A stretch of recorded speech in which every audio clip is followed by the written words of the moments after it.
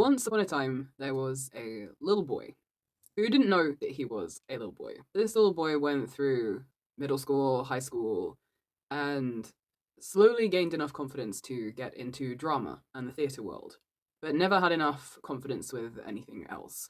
Not with people, not with doing things. Always had this spark of creativity, but never really let it flourish or go anywhere. And then one day, this little boy who didn't know he was a boy had to choose what subject he wanted to do for A levels. Of course, chose drama immediately. And then there was something else that he chose to do, performing arts, because he really loved drama and theatre. And this tiny little niggle in the back of his head said, "You would find this really engaging." So the new school year starts, and he goes to the classes. He's with new students, people he hasn't met before, and immediately starts feeling completely overwhelmed. These students have come from other schools. They have studied dance, they have studied music, they have studied drama as well. And it starts to feel like a lot of them are not just better than him, but also more knowledgeable. Like they're supposed to be there. Like he isn't supposed to be there. So for the first few lessons, he stands at the back, unsure what to do, feeling completely uncoordinated, out of his depth, and like maybe he should just drop the subject. He starts skipping classes. He ends up not going for several weeks at a time. Everything feels like it's crumbling around him and everyone else is fitting in so much better, so why even try? Clearly, this was a terrible idea. And then one day, the class is sat down in the dance studio, which is very unusual for the dance studio. Usually it's full of flying feet and people pirouetting and doing things. The dance teacher sits them all down around a TV screen and says, "Today we're going to be watching snippets from some of the shows we're going to be learning about. These are shows you're going to have to write about. You're going to have to learn about the styles of dance, the techniques, and all the different things in them.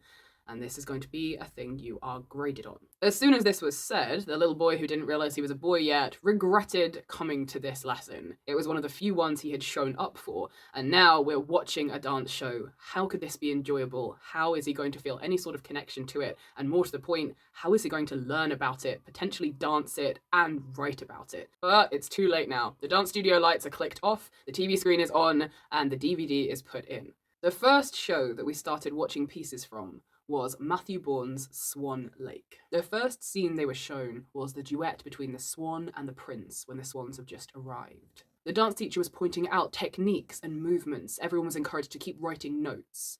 But the little boy who didn't know he was a boy yet completely forgot to take any notes. Because for the first time, he was watching dance in a way that didn't leave him feeling excluded. He was watching dance in a way that made him feel feelings. He was watching dance in a way that made sense. He was watching dance in a way that didn't feel unattainable. And he was watching a love story blossom between two male characters, and without at the time understanding why, felt a sense of belonging. They watched other scenes from different Matthew Bourne productions as well. On the same DVD, there was the Car Man and there was the Nutcracker, all riots of colour and chaos and emotion. But it was that first scene with the swans and the prince that really stuck. And then the lesson ended, and the little boy who didn't know he was a boy yet went home and immediately ordered the DVD. When the DVD arrived, the boy who didn't know he was a boy yet watched it all the way through.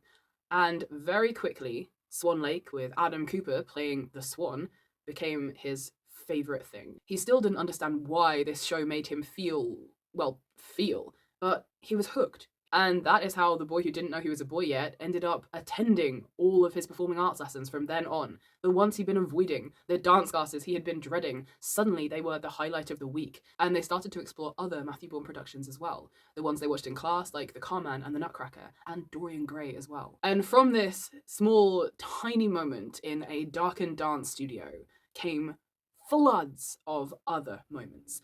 The little boy who didn't know he was a boy yet suddenly became interested in musical theatre and knew that it wasn't this big, scary thing anymore. Before this, he had just done drama. He had done monologues and plays, and that was it. But now he wanted to combine them all together. The dancing, when you can no longer speak, you break into dance. The singing, when you've got too much emotion to just read a monologue. And everything became bigger and brighter and bolder. And as the little boy who didn't know he was a boy yet began to grow, the enthusiasm grew with him and never left. He started to go and watch music musicals live in theatres. He even got to go and see some of the Matthew Bourne New Adventures dance shows. Edward Scissorhands in particular hit him quite hard.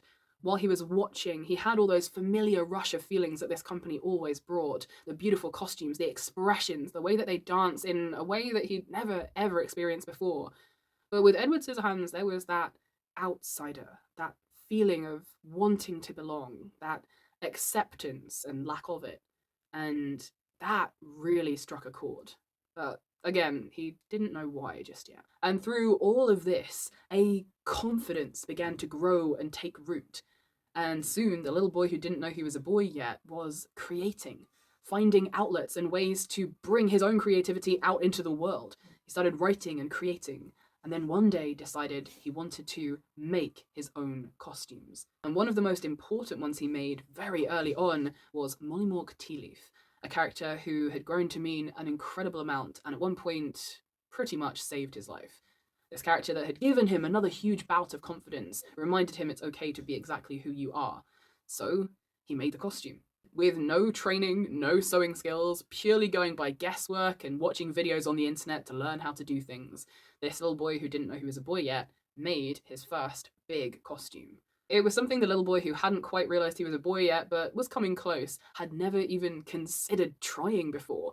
He'd always just looked at the costumes or worn them, never considered making them himself. But as soon as he dived in and tried, the love of it took over, and he realised just how much sense it made. He'd always been surrounded by them, looking at them, engaging with them, and making them himself fitted so well. Pun intended. He got better and better, learning new skills and honing his craft. He made so many costumes, got to embody loads of his favourite characters, perform at Comic-Cons, he won some cosplay competitions. Eventually, he realised that all the characters he loved the most, all the characters he wanted to create the costumes for, all the characters he wanted to cosplay, were boys. And so finally, the little boy who didn't realise he was a boy yet clicked and realised, I'm a boy. And one of the huge, big things that came up time and time again when he was talking about this with friends and family, a lot of whom were not surprised and had already seen this coming, and in particular with medical professionals, with therapists as part of the transitional journey, the big thing that he talked about when they were delving into his history was that moment, sitting in that dark, quiet dance studio, watching a tiny little screen with two boys dancing and falling beautifully in love. And there it was, like a spark suddenly illuminated. That feeling that had stuck all those years, every time he had watched Swan Lake in particular, but any of the Matthew Bourne and New Adventures productions, anytime he'd thought about it, anytime he had remembered that feeling of understanding, that feeling of being included, that feeling of feeling. Over the years, the boy who had finally realised he was a boy had been to see several of the Matthew Bourne New Adventure Company productions, some live on the stage, some on the screen. He had seen Cinderella, Edward Scissorhands, Sleeping Beauty, Dorian Gray, and loved every single one of them. And now, with this ability and confidence to create costumes, he started looking at these shows in another way, looking at how he could create some of these beautiful visions that had always stunned and amazed him. He started with Count Lilac from Sleeping Beauty, a gorgeous, sweeping gothic romance. The costume itself took weeks to complete, but when it was finished, he was absolutely delighted. He felt like he was wearing a piece of one of the shows he loved so much. But he wasn't done yet. There was another show with another costume that he absolutely, desperately wanted to try to replicate. And then one day, the news dropped online that the next touring production from Matthew Bourne's New Adventures Company was going to be Edward Scissorhands again.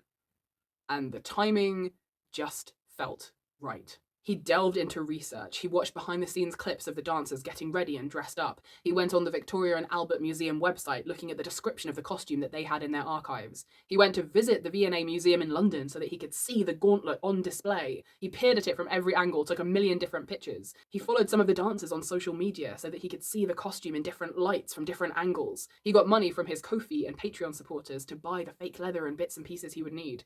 And it took 3 months.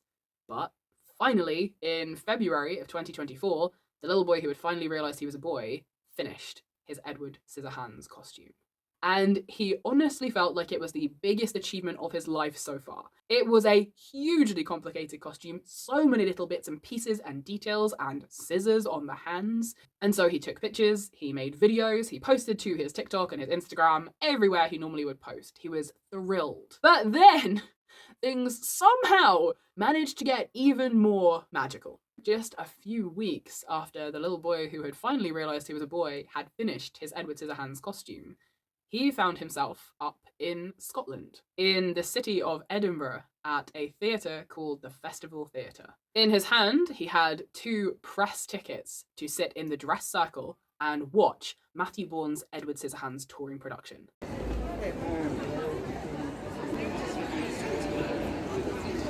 But before taking his seat to watch the performance, the little boy who finally realised he was a boy was backstage, where he had been invited by the New Adventures company to come on a tour, where he suddenly found himself surrounded by stage managers and general managers, all of whom knew who he was and had seen his Edward replica costume and were asking to see pictures. And he saw the Snow Angel, and he saw the topiary costumes, and he saw the mirrors on the stage, and he saw the funny poodle, and he was taken on his very own special trip to meet the Edward Scissorhands. And that is the story of the little boy who didn't know that he was a boy, who once sat in a dark dance studio watching Adam Cooper's Swan dance and feeling feelings and not understanding them, who, after what felt like an eternity, finally realised who and what he was, and all the wonderful things he could do and create. And many years after sitting there in the dance studio, the little boy who finally worked out who and what he was found himself standing on a stage. And as he stood on that stage, the stage he'd been invited onto by the very company, New Adventures, Matthew Vaughan's company that had made him feel that sense of belonging and understanding all those years ago back in that dance studio, he was presented with one of the real Edward Scissorhands hands to try on and wear.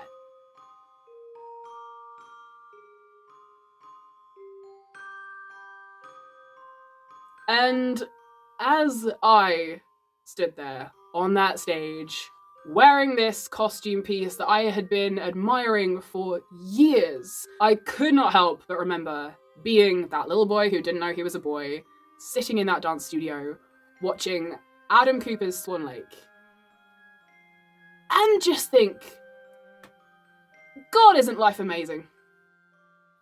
Basically, I feel like one of the luckiest people in the world right now. I am incredibly thankful to everyone in the New Adventures company for helping organise this, and for particularly Jack, who toured me backstage and took me to see the Scissorhands and helped me to film content while I was wearing it, and James, Nate, everyone who helped to do this was just incredible and amazing, and I could never ever have expected in my wildest dreams that that would be where I would be standing. I feel like I should wrap this up by saying something corny like, follow your dreams, you never know where they could take you. I mean, it's very true. Also, please enjoy my Edward t-shirt that I made. And you could not see through this entire video because it was cut off here, but never mind. I'm going to be remembering this for the rest of forever. And if you are at MCM Comic Con next weekend, I am going to be in Edward on the Friday, so come say hi. I will be in Hermes on the Saturday handing out messages, so come say hi. Both, either time. I love the New Adventures dance company. For a long time, I didn't understand why. I knew that it felt safe. I knew that it felt exciting and thrilling. I knew that it felt like a type of dance I could finally engage with. But there was a lot beyond that I didn't quite understand. I have talked about Matthew Vaughan and the New Adventures company so many times in so many different videos, and I am never going to stop because it's a huge, huge piece of my life. It's a huge piece of the reason why I am the way that I am now. And I could not be more grateful, not just to them right now for giving me this experience, but to them retroactively for just existing at all. I will probably do another video about the Edward Scissorhands production itself, much like I did with the Sleeping Beauty show. I will probably break it down and talk about it in another video. There is not time in this one right now. If this video does nothing else but encourage anyone who watches it to go and check out more of the New Adventures Matthew Vaughan productions, then I'm completely happy. Because there is something for everyone. There is something for the outsider. There is something for the person who didn't feel like dance was for them, who didn't think they would be able to understand it. There is something for the dance enthusiast who loves dance. There's something for the theatre kid, for the nerdy kid, the scared kid, for people in our LGBT community, for people who are lost, wondering, excited, hopeful, anything. There is something for all of you. Even if the only thing you're looking for is crazy elaborate costumes, there's something for you as well. Now that I have started, I am probably not going to stop recreating some of my favourite costumes from these shows, and I am determined to make a swan, especially now I've had my surgery. So that's going to be a tricky one, but it's incoming. I think it has to happen. And there is a Swan Lake tour happening next year, so maybe I can finish it by then. Who knows? The world is a huge ball of open possibilities to me. I'm going to wrap up this very sloppy and excitable video right now. Hope you enjoy my Edward t-shirt that you totally can't see. I spent time on this, damn it! Here it is. Here is the t-shirt. I'm just going to stand here for a minute and let you enjoy it. Hang on, this could be the thumbnail. One sec. Have a wonderful day, wonderful week, wherever you are, whoever you are. Be good to each other. Don't forget to hydrate. Thank you for watching this video. And if you are at MCM over the weekend, then come say hi, whether I'm in Hermes or Edward. All right. Goodbye. My wonderful lot. Goodbye. That is a very satisfying noise. Yeah? That is a very satisfying noise. It's the poodle. I've been wondering for years how these costumes work, and they're stretchy and plasticky. I love it, and they all have matching shoes.